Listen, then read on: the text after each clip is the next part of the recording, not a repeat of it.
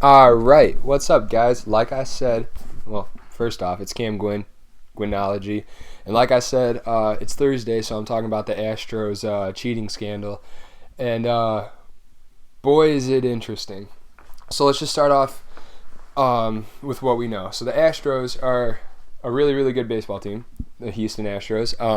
They have been challenging for a World Series for the past couple of years.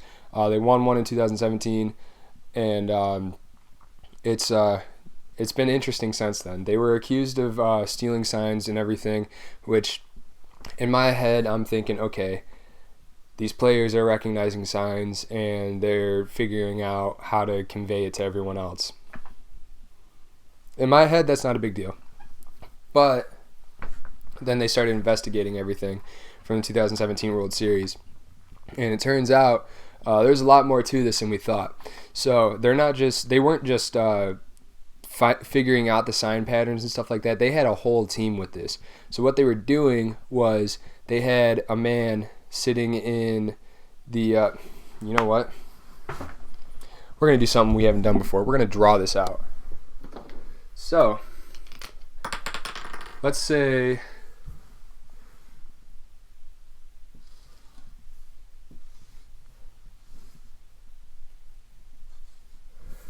that slice of pizza right there is the Astros Stadium, okay? So this is what they did, all right? Where this X is right here, they had a dude chilling out there in center field with a video camera, videotaping what the catcher was signing to the pitcher. And with that, he would relay the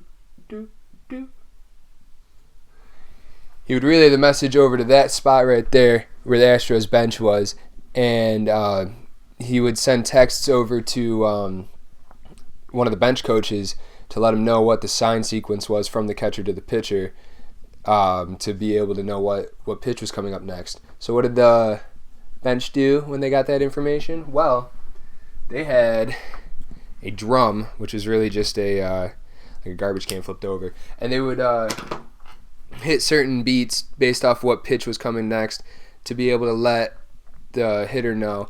And they also, if they had a man on second base, he would be able to sign over to him, yo, you're getting a fastball next, go ahead and swing. You're getting a curveball next, watch out, whatever. He would know. So how did they pull this off? Well, like I said, they had the drum going off, and they had the man sitting in center field, videotaping, relaying the message to the bench, and then the bench would go from there, doing the drum beats, doing whatever they could to get the message out to the hitter to be able to get a hit. Simple as that.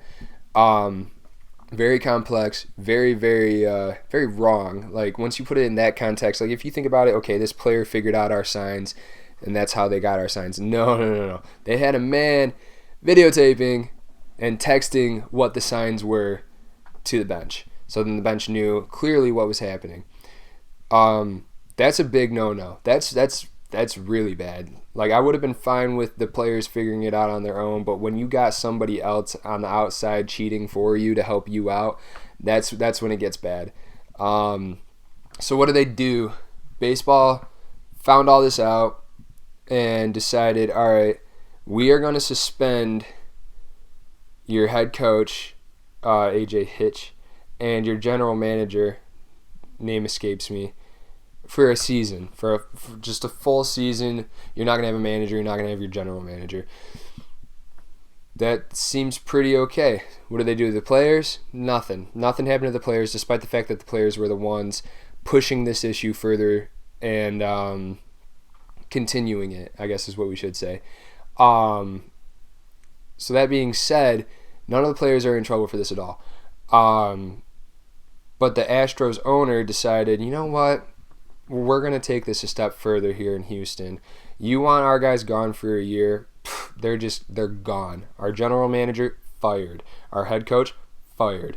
So that brings in a couple different questions, because there are people on other teams from this 2017 Astros team. Now, none of the players, like I said again, none of the players got punished for this at all. But the head coach and the general manager are gone now. But there was a man, Alex Cora, the Boston Red Sox manager, who was a part of the organization that year. So baseball was starting to look into him, and I remember chirps of the Red Sox cheating and stealing signs as well. So what ends up happening? Well, the Red Sox fire Alex Cora. Get rid of the problem before it gets bigger. Makes sense. I kind of dig it. It makes sense, and I'm just going to go from there. But the Mets hired Carlos Beltran as their new head coach, who was on the team in 2017 and helped them win a World Series. He was one of the players. So what are we doing in that situation? Well, news broke that Carlos Beltran's niece is, we're going to put quotes around it because we don't know for sure, tweeted out that he is stepping down from being the manager of the Mets, which is very, very interesting. And this is the same Twitter page that says his niece, that also broke the news that he was going to be a Mets coach before anyone knew that he was going to be a Mets coach. So this could be a reliable source, could not be. We'll find out soon enough, but it sounds like Carlos Beltran is stepping down and stepping away from the manager spot, which, I mean, in the wake of this investigation, I'd say that's a smart move by Carlos anyway. But it's kind of interesting to me that they didn't do anything to any of the players. I guess maybe they thought that there's just too many players involved. You don't want to suspend a whole ass team, which makes sense because what are you going to do if you suspend all the Astros? They're just going to bring up minor leaguers and just lose all season, because that's what would happen more than likely. I guess that's probably the route that they were looking. Who knows for sure? But this is like a very interesting thing. We haven't had a scandal like this in a little bit. But yeah, there were a lot of roles that were played out in this. We lost three head coaches in the MLB. The Red Sox are looking for a new coach. Astros are looking for a new GM and coach. And now the Mets are also looking for a coach, assuming Carlos Beltran did really step down. This is a big shakeup. This is really, really big news. The main reason the Houston Astros owner decided that he wanted to fire them was to make sure that this didn't continue happening, to make sure that the players get the message that, hey, if you guys are doing any of this, we don't want to be a part of it. I don't want my team to be involved with this. Even though they were involved with it, he says that he doesn't want it to go on in the future. Makes sense. If I owned a team, I wouldn't want them to be known as cheaters. I'd want them to be known as winners, like they are. The Astros are still going to be a decent team. They still got a lot of talent on their team. Like I said, none of the players are in trouble for this at all, so they're not really losing any of the talent that they had on the field. But losing a manager is a big deal, and it's going to be difficult for whoever steps in to fully get the respect that Hitch had and fully understand the team and how they operate. They're going to take a step back this season. They might not be horrible like they were previous years, but they're not going to be as good as what we're accustomed to seeing the Astros be the past few years. So, very interesting. We'll see how the rest of this shakes out, and obviously we got to wait till the season happens to see how the Astros do, and we got a little bit of waiting. It's snowing outside. There's not even a chance that they'd be able to play baseball right now, at least in Michigan. Anyway, that's all I got. It's Cam Gwynn talking to you. Dude, if you like this video, throw me a like. Super easy for you, and it helps me. If you like any of my videos, please subscribe.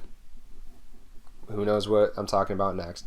So, that's all I got. Thank you guys for watching. Cam Gwynn. I'll talk to you later.